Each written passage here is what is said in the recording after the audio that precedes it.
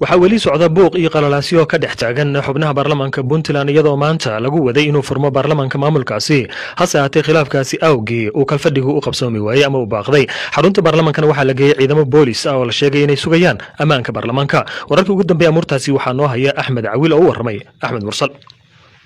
أحمد مرسل ما أنت برنامج بنتلان هالك وح كفر ماي كالفدقي ما شرته وأنا ما ننتي لبعض أو برنامج بنتلان أي باقته شركي وهالك برنامج بنتلان وكوي لنشري أرنت نوعها كلفتي خلاف برنامج بنتلان كده شراء وأنا شرته إن أحمد ما أنت برنامج بنتلان حلقة ساكن اللي كنت جاي حرمت برنامج كاركم إذا حمرها برنامج وح أي كتيرين هالك أنت كلام وح أي فديين بنانك مركا waxa uu gudoonku ku andacooday in koranku u buuxsano waayay hase yeeshee banaanka ay farfadhiyeen xubnahan ka tirsan baarlamaanka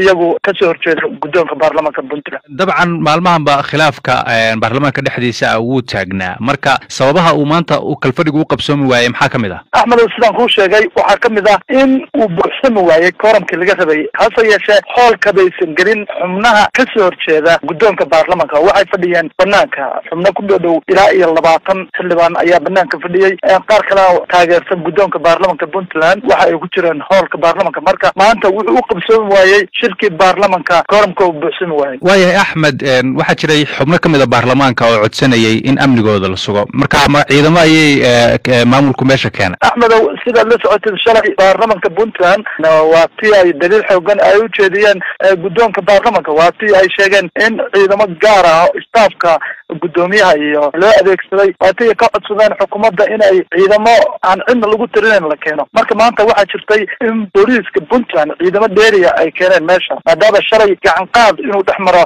laga baqay baarlamaanka Puntland ee iska soo horjeeda ugu dambeyntii maxaa ugu weyn oo keenay khilaafkan taagan oo la leeyahay salka waa ku haya ilaa iyo hadda ma cadda waxyaabaha uu salka ku hayo khilaafkan waxaase jira in baarlamaanka qaar kamid ah ay doonayaan shalay inay la hadlaan gudoonka iyaga oo codsaday markaas in laga saaro warbaahinta baarlamaanka uu leeyahay hase yeeshee waxa arrintaas ka hor yimid gudoonka baarlamaanka oo yiri warbaahinta lama saarayo hadalkeena jeediya arrintaasna waxay keentay in buuq iyo khilaafaad uu ka dhaco balse waayadan tan iyo intii